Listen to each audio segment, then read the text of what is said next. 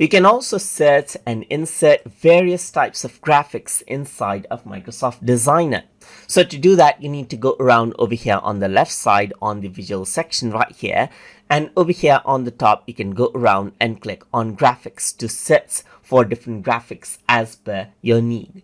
So if I were to go around over here, you can see that there's different sort of graphics right here. Like there's filled shapes right here that you can bring in that has a solid color shapes right here. You can go around onto visuals and then go to graphics and bring in, let's say for example, outline shapes right here. There's lines that you can bring in, as you can see right here, and so forth, and even gradient backgrounds, as you can see right here, just like this.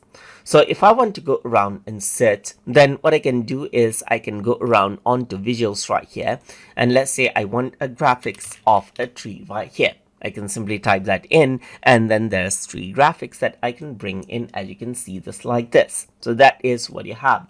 And there's different graphics right here.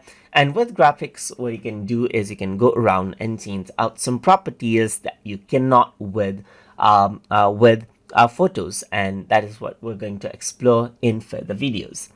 So if I were to go around over here and type in, let's say for example, gradient right here, just like this, then there's different sort of gradients that pops up as well. So you can go around and bring this in right here, and these are the gradients, as you can see right here, the gradient effects that you can go around and bring in.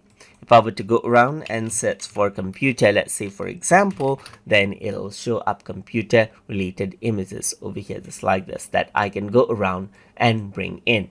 So that is how you can set and insert out graphics as you like inside of Microsoft Designer. So hope you guys learned something as always. And as always, please like, comment, share, and subscribe.